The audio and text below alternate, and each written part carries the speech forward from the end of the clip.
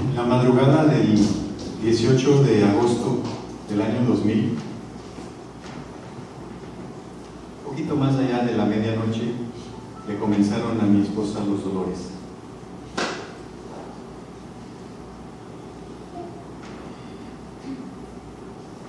Tuve la fortuna de que me dejaron pasar al parto y me di cuenta de que había una situación especial. Fue un trabajo de parto muy largo. El bebé venía con doble circular alrededor de su cuello del cordón umbilical. Cuando asomó la cabeza el bebé, el doctor, con una maestría excelente, con un dedo experto, desató el primer lazo y después, ahí nomasito, el segundo. Y ya pues nació el chamaco. Cuando nos pasaron a otro salón, ya después, yo estaba asombrado de lo que había hecho el doctor, y le dije a la doctora, que fue como auxiliar en el parto, y dije, pero ¿cómo es que ese doctor pudo hacer eso tan rápido y de una manera tan ágil? Y el comentario de la doctora es el título de este sermón. Ella dijo: el que sabe, sabe. El que sabe, sabe. Ese doctor tenía años de experiencia, de conocimiento práctico, de saber qué hacer en una situación de segundos, en donde está en riesgo la vida, en la línea tan delicada entre la vida y la muerte que está justo en el nacimiento de cualquiera de nosotros. Ese es el tipo de conocimiento que hay que añadirle a la fe y a la virtud. Dice el texto de 2 de Pedro 1:5, dice, añadir a la fe virtud y a la virtud conocimiento. Vamos a hablar de eso. Hay que añadirle a la virtud conocimiento. Entonces, si ustedes abren ahí en la Biblia, en ese texto de 2 de Pedro, capítulo 1, y ven que en el versículo 3 ya aparece la palabra conocer. Dice el texto, 2 de Pedro 1, en el 3, Dios utilizó su poder para darnos todo lo que necesitamos y para que vivamos como Él quiere. Dios nos dio todo eso cuando nos hizo conocer a Jesucristo, y por medio de Él nos eligió para que seamos parte de su reino maravilloso. En ese versículo 3 ya aparece el verbo conocer. Sin embargo, es una palabra distinta a la que aparece en el versículo 5, en donde dice que hay que añadir a la fe virtud y a la virtud conocimiento. Dos palabritas se parecen mucho, pero vamos a explicarlas por aparte. En el versículo 3, la palabra que se utiliza en el griego es la palabra epignosis. Epignosis. Es un tipo de conocimiento que a nosotros nos da vida y salvación. Es el conocer al amigo Jesucristo, el conocer a Jesús como un amigo. Ese conocimiento es epignosis. Ese tipo de conocimiento es el que nos salva, es el conocimiento salvador. Cuando alguien te pregunta, ¿conoces a Cristo? Es ese tipo de conocimiento, el conocimiento de decir, sí, me he encontrado en mi camino con Jesús, el Salvador, y Jesús ha cambiado mi vida. Ese es el versículo que aparece en el versículo 3. Es el tipo de conocimiento, versículo 3. Epignosis. Pero en el versículo 5, ahí se usa otra palabra, en el original griego, que hay que añadirle a la fe virtud y a la virtud conocimiento. La virtud, el tipo de conocimiento que hay que añadirle a la virtud es la palabra gnosis, con G al principio, pero no la puedo pronunciar. Gnosis, ¿verdad? Gnosis, con G al principio, ¿no? Es ese conocimiento que hay que trabajarlo, hay que cultivarlo, ¿verdad? Es un conocimiento que hay que añadirlo, que hay que obedecer a ese mandamiento, que no es un conocimiento nada más salvador, como el conocimiento de la persona de Jesucristo como un amigo, sino que es el conocimiento que hay que uno empeñarse en aumentar. El verbo añadir nos dice que hay que hacerlo, que hay que trabajar para eso, que no es algo así natural que sale, que eso no es un producto así natural. Uno se tiene que enfocar en la tarea de adquirir ese conocimiento, esa gnosis. Sin embargo, aquí es necesario hacer una aclaración de lo que la gnosis no es. El gran peligro que hace 2000 años significó ese asunto de la gnosis. Porque el apóstol Pedro, aquí en esta carta, en el capítulo 2 especialmente, todo el capítulo 2 de la segunda de Pedro, es una advertencia en contra de los falsos maestros. ¿Cómo es necesario, no es cierto? ¿Cómo es necesario advertir que hay falsas enseñanzas, que hay falsos maestros? Es necesario advertir eso. Porque miren, hermanos, lo voy a decir así con todas sus letras, no todo lo que se predica en todas las iglesias está bien. Hay muchas falsas enseñanzas. Hay muchas falsas enseñanzas que circulan por la radio, por la televisión, por folletos. Hay muchos falsos maestros. Tenemos que tener esta advertencia muy cierta. Fue cierto hace 2000 años y sigue siendo cierto el día de hoy. De los falsos maestros del día de hoy ya tendríamos que hablar toda una serie de sermones, como unos 50 sermones detrás, acerca de las falsas enseñanzas que existen el día de hoy, así que no nos vamos a ocupar ahorita, pero vamos a ocuparnos de la que se ocurrió hace 2000 años, en que había los gnósticos, con G al principio, que estaban en las iglesias y que daban falsas enseñanzas. Y que esas falsas enseñanzas las advierte el apóstol Pedro en el segundo capítulo aquí. Si ustedes, por ejemplo, ven en el capítulo 2, ahorita vamos a ver con detalle en qué consistían esas falsas enseñanzas, pero en pocas palabras, los gnósticos de hace 2000 años predicaban que el cuerpo no importa, la realidad física nuestra es despojo, es basura. Lo más importante, decían esos falsos maestros, es el espíritu, es lo espiritual, las cosas inmateriales, el alma, el espíritu, eso es lo más importante. Y el cuerpo, esto no importa, esto es basura. Lo que haga uno con el cuerpo no importa. Lo más importante es lo que hagas con tu corazón, con tu espíritu. Si tú tienes la salvación en tu corazón, ya la hiciste. Ya lo que hagas con tu cuerpo no importa. Eso es lo que enseñaban los gnósticos. Entonces miren, vamos a ver la prueba ahí en el capítulo 2, versículo 2.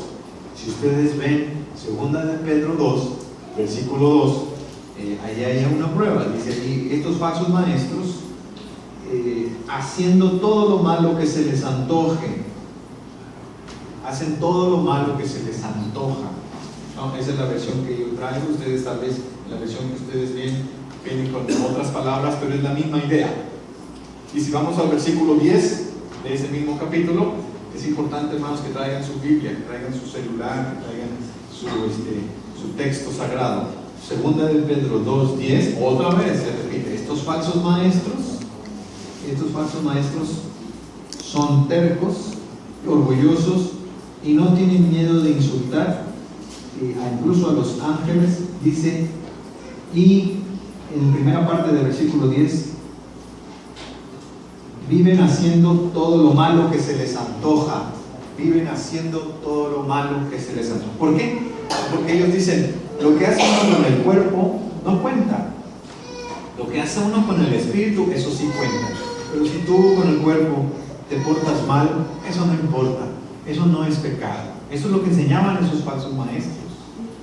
Y finalmente vamos a ver el versículo 14, en donde dice que estos hombres, esos falsos maestros, no pueden ver a una mujer sin mirarla mal, es decir, desear tener relaciones sexuales con ella. Nunca se cansan de pecar. O sea, su ojo está mal, una mirada maliciosa, ¿verdad?, de malos pensamientos. ¿Por qué? Bueno, porque para ellos lo que haga uno con el cuerpo no cuenta, no importa. Lo importante es el espíritu. Falsa enseñanza gnóstica, ¿verdad? Se parece mucho a los sinvergüenzas que el día de hoy le dicen a su esposa: es que contigo es amor, con la otra es nomás puro sexo. ¿No es cierto? Es una explicación común entre los hombres infieles, que le dicen, y lo peor es que luego la mujer se lo cree, ¿no? Que le acepta esa mentira, esa falacia, ¿verdad? Porque no es cierto. Lo que hace uno con el cuerpo está muy conectado con el espíritu, muy conectado con la realidad inmaterial. Entonces tiene grandes consecuencias en su corazón lo que se haga con el cuerpo. Otra falsa enseñanza que tenían los gnósticos es que en la iglesia solamente unos poquitos tienen este conocimiento, solamente unos poquitos elegidos. Es un conocimiento secreto que tienen solamente unos pocos, una revelación privada. No todos en la iglesia la tienen.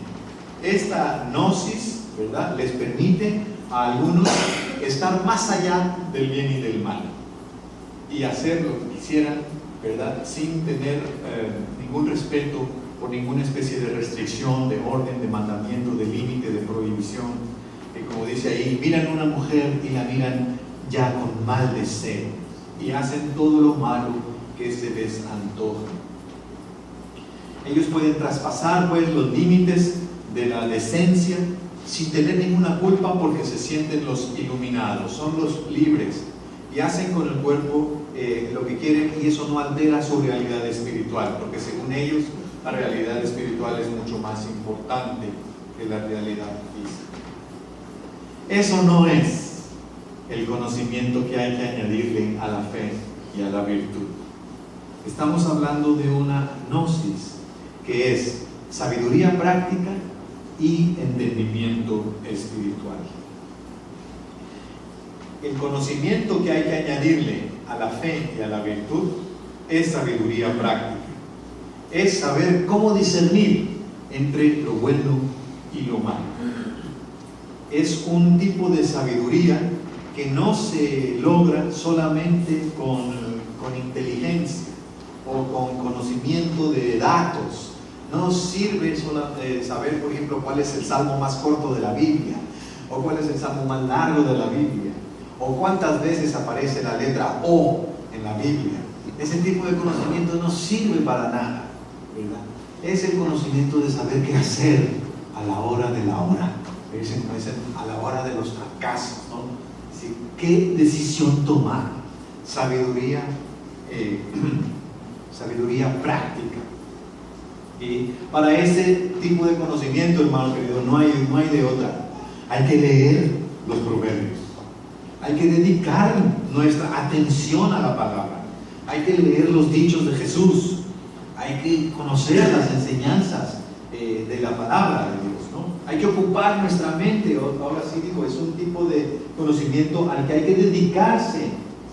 Hay que ponerle empeño a esto. Me da gusto cuando alguien me dice: pastor, estoy leyendo la Biblia.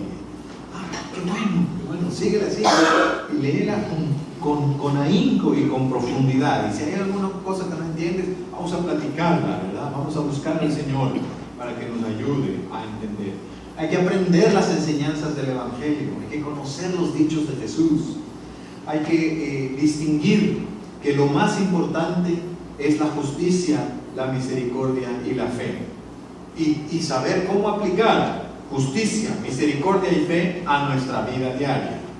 Es decir, es un conocimiento que no solo es intelectual, sino que es sabiduría práctica, pero sí se alimenta de un contenido sagrado, de un contenido que viene de la palabra de Dios. Es saber que el perdón es bueno. Y ponerlo en práctica es poder borrar, limpiar de nuestra memoria las lastimaduras y las heridas que sufrimos, darle resetear a nuestro disco duro, ¿verdad? Y perdonar y olvidar y poder vivir en la libertad del perdón. Es saber cómo vivir en paz con la familia, ¿verdad? Es muy sabio el hombre que sabe cómo vivir con su mujer en paz, ¿no? Es saber vivir en paz con los vecinos y con las vecinas, con esos que a veces te ponen su basura en tu lado de la casa, ¿verdad? Es saber convivir en paz con los hijos, con las hijas, ¿verdad? Con los hermanos, con las personas con quienes trabajamos.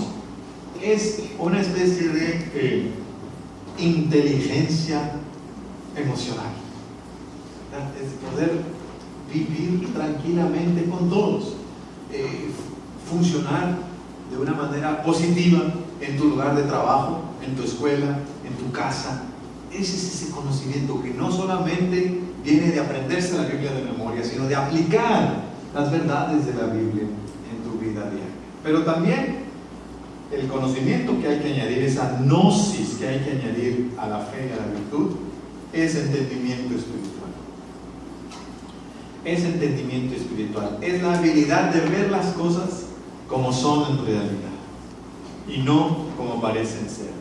En este punto es donde nos ayuda mucho recordar el episodio del Evangelio que acabamos de leer en Marcos 8. Y yo le he pedido a Andrés que nos ayude a recordarlo. Entonces, él nos va a decir en sus propias palabras este recuerdo de Jesús.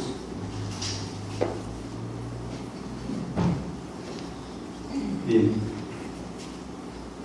Estaba Jesús en el pueblo de Betsaida y entonces llegó un grupo de gente con él y le traía a un ciego y le pidieron que tocara al ciego. Entonces lo que él hizo fue que lo agarró de la mano y se lo llevó, lo sacó del pueblo, se fueron caminando para afuera, y ya que estaban afuera del pueblo, estaba nada más con el ciego, le escupió así en los ojos y le pidió que abriera los ojos y le dijera si podía ver algo. Entonces el ciego le dijo que veía más o menos, o sea, que veía como borroso, las personas parecían como árboles. Entonces Jesús le volvió a tocar y ya pudo ver, abrió los ojos otra vez y por segunda vez se vio claramente. Entonces después Jesús le dijo que regresara a su casa, pero que no entrara a la aldea, que no le dijera a nadie, y se fue. Me olvidó decirle que hay que decir, y esta es una historia verdadera de la palabra de Dios. Y esta es una historia verdadera de la palabra de Dios. Y nosotros respondemos diciendo, bendito recuerdo del Señor Jesús. Bendito recuerdo del Señor Jesús. ¿A cuántos ciegos sanó el Señor Jesús? No tenemos la cuenta, ¿verdad? A mí, dice, sí, a mí también. No tenemos la cuenta de a cuántos ciegos sanó el Señor Jesús. Muchísimos, ¿no? ¿Y por qué quedó registrado? ¿Por qué quedaría registrado este episodio en particular? Que tiene esta característica de hacerse como en los tiempos. ¿Se dieron cuenta? Jesús primero le puso su saliva en los ojos. Entonces el hombre dijo, pues veo la gente, pero parecen árboles. Se confunde a un árbol con una persona, pues sí, pues tiene más o menos la imagen del tronco, ramas, y a lo mejor tenían el pelo muy como afro, no sé. Se confundían. No veía claramente 100%, 20-20, ¿verdad? No era visión clara, nítida. Entonces Jesús le preguntó, ¿ves bien? Pues la verdad no, Jesús, pero así como pues no sé si son árboles o si son personas. Ya entonces Jesús lo tocó los ojos. Y entonces ahora el hombre veía todo claramente, y no solamente lo de cerca, sino también lo de lejos. Ese es el bendito recuerdo del Señor Jesús. Yo me pregunto una y otra vez, ¿por qué quedó registrado este milagro de este ciego así en dos tiempos, como en dos tandas, ¿no? A veces ustedes se han preguntado también, ¿qué quedaría? Los que saben dicen que el Evangelio de Marcos recoge los recuerdos del apóstol Pedro, que es el apóstol Pedro el que está en el Evangelio de Marcos dando sus recuerdos. El evangelista Marcos redactó el texto del Evangelio teniendo la supervisión del apóstol Pedro. Esa es una fuerte teoría en los estudios del Nuevo Testamento acerca de cómo se originó el texto del Evangelio de Marcos. Si eso es así, entonces tiene mucho sentido incluir este milagro que solamente aparece en el Evangelio de Marcos, porque el apóstol Pedro mismo tenía muy presente esa sanación de un ciego en particular. ¿Por qué? Si vemos ahí el texto que leímos hoy, después de este episodio, viene que Jesús le pregunta, a ver, ¿quién dice la gente que soy? Y los discípulos le responden, bueno, unos dicen que eres Juan el Bautista, otros dicen que eres Elías, y Jesús les dice, ¿y ustedes quién dicen que yo soy? Y Pedro levanta la mano y dice, tú eres el Mesías, tú eres el Cristo, el Hijo del Dios viviente. Entonces Pedro tuvo un gran momento de revelación, o sea, le dio al clavo. El apóstol Pedro dijo quién es Jesús. Él es el Hijo de Dios, Él es el Mesías, el Salvador del mundo, ni más ni menos. Tú eres Jesús, el Mesías, el Cristo, el Hijo del Dios viviente. Bueno, podemos decir, Pedro abrió los ojos, Pedro pudo ver, Pedro vio lo que otros no veían. Pero en ese mismo texto, Marcos 8, ahí lo que sigue, el episodio que sigue, es que Jesús le dice a sus discípulos, bueno, amigos, tenemos que ir a Jerusalén, porque ahí en Jerusalén yo voy a sufrir la muerte, las autoridades me van a matar, ¿verdad? Y voy a tener grandes padecimientos y me van a matar ahí en Jerusalén. Vamos. Entonces Pedro, precisamente Pedro, se pone frente a Jesús y dice, Jesús, ¿pero cómo? ¿Cómo que? Te acabo de decir que tú eres el Mesías, el rey de Israel, ¿y cómo es esto de que vas a Jerusalén, que te van a matar? ¿Pero cómo? ¿No? Entonces Jesús le dice, apártate de mí. Y lo llama con una palabra muy fuerte. Dice, Satanás. Apártate de mí, Satanás. Pero no era que Pedro había abierto los ojos, no era que ya podía ver todo con claridad, ¿no? Veía borroso, veía como a los hombres como árboles y lo confundía quién es Jesús. Sabía que algo de Jesús, pero lo veía como borroso, ¿no? Era como que ese ciego que fue sanado en dos etapas representa claramente al mismo apóstol Pedro, que igual necesitaba no solamente conocer a Jesús, sino volver a conocer a Jesús y volver a conocer a Jesús y mirar más y más y más claramente a Jesús. Necesitaba no solo un toque de Jesús, de la saliva vivificadora y sanadora de Jesús en los ojos, sino otro más, y otro, y otro, y otro. Por eso creo yo que el apóstol Pedro recordaba de una manera muy viva este ciego en particular, un ciego que fue sanado por episodios, porque decía, así soy yo también, así fui yo también, así de testarudo, así de terco, yo también fui así, dice Pedro. Yo le dije a Jesús esto, y luego le dije esto, y no sabe, si sigue leyendo el el Nuevo Testamento, las apasionantes historias del Nuevo Testamento, puedes descubrir cómo no terminaba el apóstol Pedro de seguir y seguir y seguir aprendiendo, seguir y seguir convirtiéndose a Cristo, seguir añadiéndole a la fe virtud y a la virtud conocimiento. Ese es el conocimiento de mirar las cosas como son en realidad y no como parecen ser.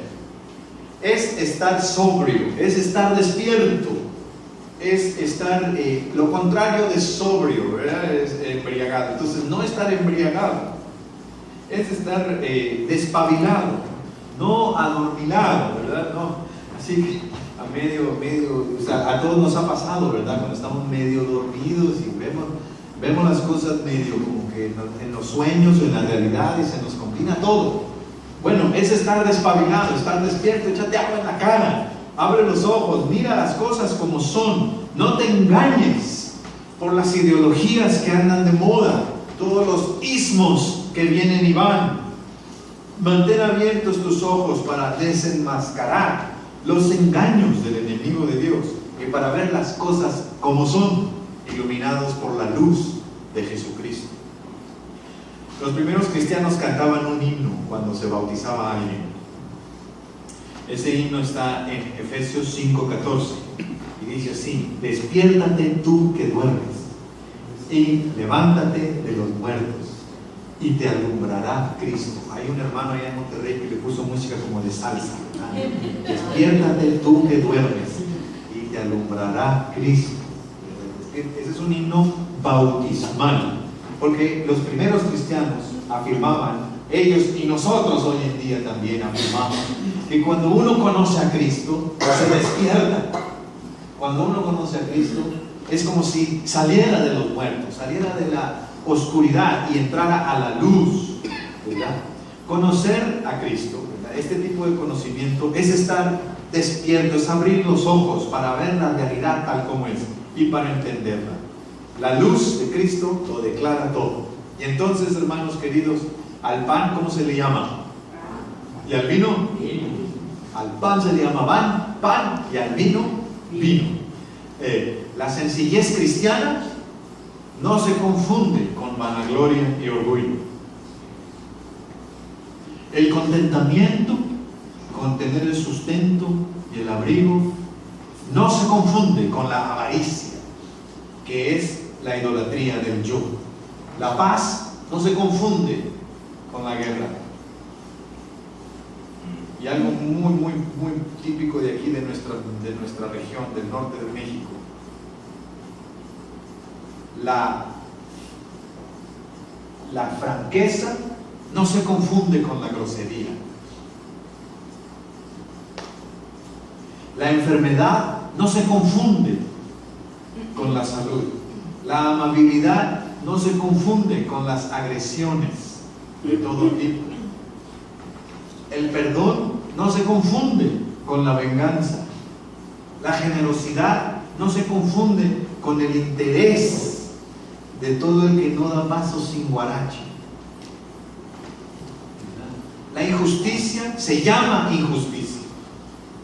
Y la bondad, la rectitud y la verdad son frutos preciosos de la luz de Dios en nuestras vidas. Eso es estar despierto. Eso es tener ese entendimiento espiritual, el conocimiento que hay que añadirle a la fe virtuosa.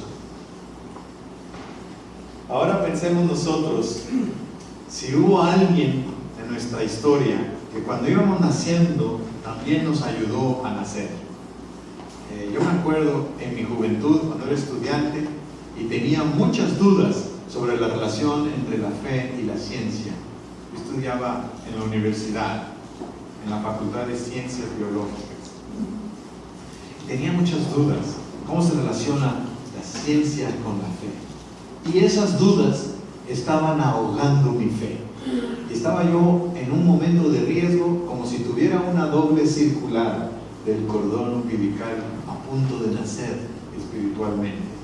Y hubo un maestro cristiano en un campamento de estudiantes que se tomó casi toda una tarde para platicar conmigo acerca de la relación entre la fe y la ciencia. Después de esa conversación, mi fe como que respiró. Después de esa conversación, hagan cuenta que pude nacer, pude tener ese parto espiritual. Él tuvo la sabiduría y el entendimiento para ayudarme, como si estuviera quitando la doble circular de mi cuello, para ayudarme a nacer para Cristo. Y así, de esa manera, tal vez hay alguien cerca de ti, hermano querido, hermana querida, que necesita de tu sabiduría práctica.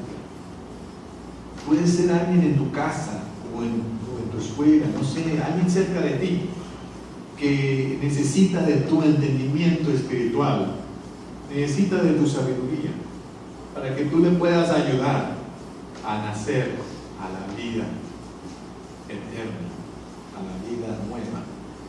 Alguien que está en un momento crucial y que necesita de alguien que tenga conocimiento, alguien que sepa cómo aplicar la justicia, la misericordia y la fe para hacerle nacer a una nueva vida. Que Dios nos permita, sí, el día de hoy, añadirle a la fe virtud y a la virtud conocimiento. Amén.